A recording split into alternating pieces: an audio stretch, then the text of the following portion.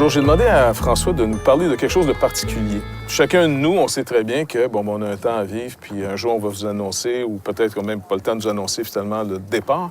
Mais j'ai des amis qui ont malheureusement eu des maladies comme le cancer, tout ça.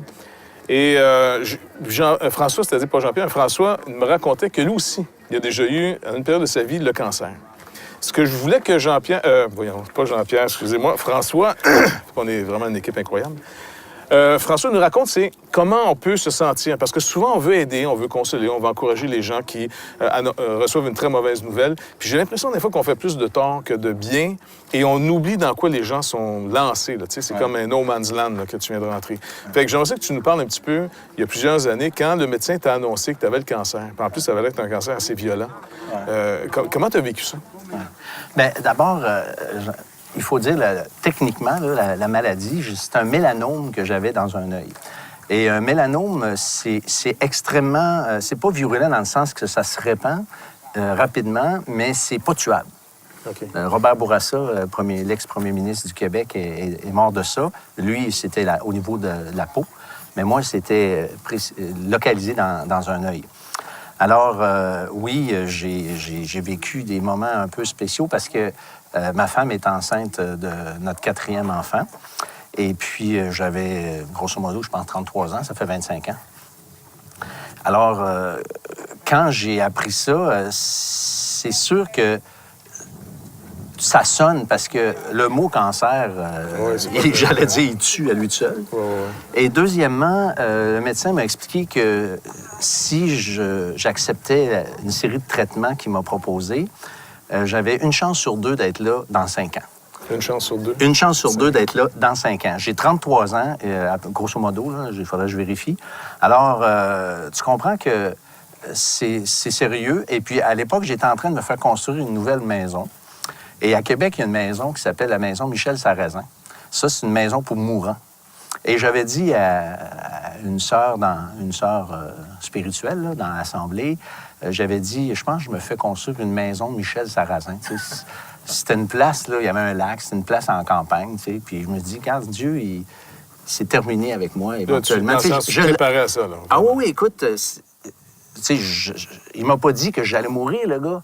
Mais c'était assez sérieux, en tout cas dans mon esprit. En disant que tu as une chance sur 2, c'est pas énorme, ça. Exactement. Je veux dire, c'est du gambling. Mais quand tu es là-dedans, dans cet état-là, tu vois la vie comment? Là?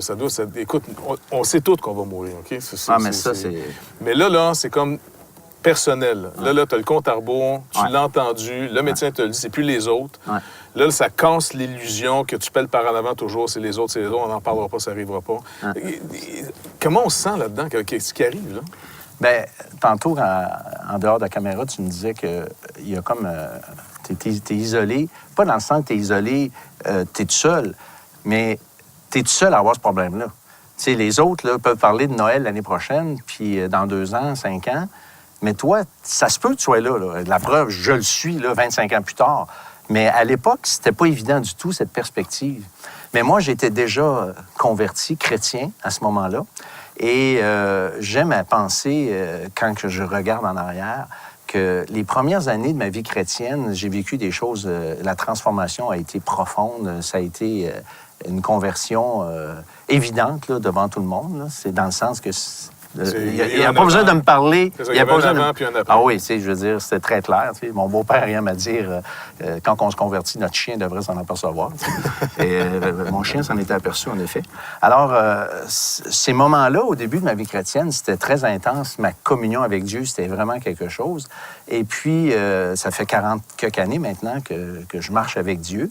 Et ces moments-là de difficulté, je les ai vécus. Quand j'ai appris le cancer... combien de temps ça après ta conversion? Écoute, je me suis converti en 73, et puis là, on est en 80... voyons. Au début des années 80? 89. Alors, puis là, donc, quelques années plus tard, tu apprends, là, tu as le cancer. Oui, c'est en 89, là, parce que ma fille est née en 89, donc c'est peut-être l'automne 88, voilà. Je te pose une autre question. Malgré ta foi, tu as une foi véritable, tu marches avec Dieu, ça fait une couple d'années maintenant, tu es impliqué dans l'œuvre. Quand tu... Il passe en avant de la caméra sans problème. Ça fait YouTube. Ça fait YouTube, pas de problème. Et puis, pour revenir, quand tu t'apprends finalement cette maladie, là, tu es chrétien. Comment tu vis ça, finalement? Parce que là, regarde, m'a sorti du stéréotype là, classique. Les gens disent, ah, gloire à Dieu, j'ai la foi, c'est merveilleux, j'ai pas peur de la mort, c'est mon ami, c'est Jésus qui vient me chercher. OK? Ça, c'est facile à dire quand tu es en santé. C'est un peu comme parler d'un jeûne après d'un gros souper. Tout le monde est prêt à jeûner. Maintenant, est-ce que tu as eu quand même, honnêtement, une certaine nervosité, une crainte? Mais écoute, mettons, je vais le dire comme ça, là, il y a un déchirement incroyable. Parce que d'un côté, tu sais, oui, c'est vrai, moi, je sais où je vais, puis j'étais tout à fait en paix avec l'éventualité de mourir, puis que ma vie était finie. Ça m'a pas démoli, ça.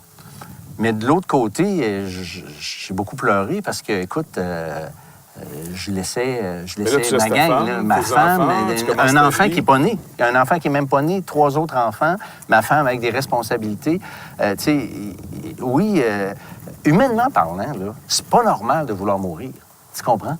C'est ça l'affaire. Non, mais c'est ça que je veux que tu soulignes. Parce que trop souvent, j'ai l'impression d'entendre des gens parler dans des gros stéréotypes.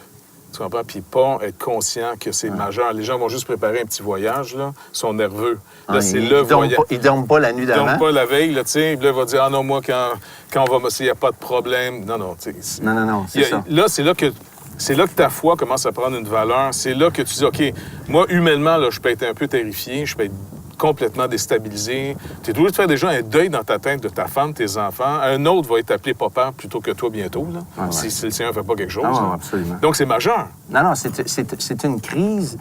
Tu sais, mettons, je regarde toute ma vie, là, bien, c'est un pic, là, c'est sûr, émotionnel par rapport à je sais pas comment dire, la souffrance, mais moi, je me suis... Tu sais, j'étais habitué, j'ai fait des pas de foi avec Dieu, moi. Tu sais, des comptes, c'est ça, des guests, là, puis je dis, Seigneur, je saute, là, mais je sais pas trop, là, et je te fais confiance, des promesses de la parole, tu sais, puis j'ai embarqué, j'ai fait confiance. Fait que là, il a fallu que je refasse cet exercice-là, mais c'est comme j'ai été chanceux, béni, c'est que j'avais comme un pli vers la bonne direction. Tu sais, moi, j'avais pas envie de me révolter à chaque fois que ça allait pas à mon goût. J'avais cette soumission à Dieu, je marchais avec Dieu, puis je lui faisais confiance. Alors, cette tendance que j'avais développée au fil des ans m'a permis de vivre ça d'une façon quand même, j'allais dire glorieuse, pas dans le sens que c'est glorieux pour les autres, là, mais moi, ma communion avec Dieu, ma confiance avec Dieu, et ce que j'ai vécu aussi avec les frères et les sœurs, j'allais dire de mon assemblée, mais je vais le dire, la province. Parce que là, j'avais j'étais relativement déjà connu à travers la province à cause d'une implication dans un camp. C'était même pas l'heure de la bonne nouvelle à l'époque. Puis, ça m'a beaucoup soutenu. Donc, est-ce que tu conseilles que quand on apprend qu'un de nos amis a ça, vraiment le soutien moral, des appels, bonjour, comment tu vas? Absolument. Ouais, hein? Tu sais, j'ai été une petite période à l'hôpital, là, 10 jours. Là, je ne dirais pas les détails, là, pourquoi j'étais là, la première fois que j'ai eu une intervention. Et puis, ma femme n'avait pas le droit de venir me voir parce qu'elle était enceinte, justement, puis j'avais de la radioactivité. Et puis, là, pour lui donner un rapport juste, j'écrivais les noms des personnes qui venaient me voir à l'hôpital. Et imagine-toi donc que dans l'espace de 11 jours, j'ai eu 110 personnes qui sont venues me voir à l'hôpital. Et sans compter tous les appels, puis tout ce que j'ai eu. Alors, j'ai eu un soutien incroyable. Mais quand on est dans une famille spirituelle, la famille de Dieu, il y a déjà, juste en soi, une famille spirituelle qui nous soutient, qui est incroyable. Puis, en plus, cette confiance dans la parole de Dieu. Là, ça a du poids, là. Tu sais, écoute, des fois, là, tu t'accroches après quelque chose, puis ça glisse, là. Mais là, j'étais pogné, là, solide, à cause des promesses de la parole de Dieu. Mais j'avais expérimenté ces promesses de Dieu-là auparavant.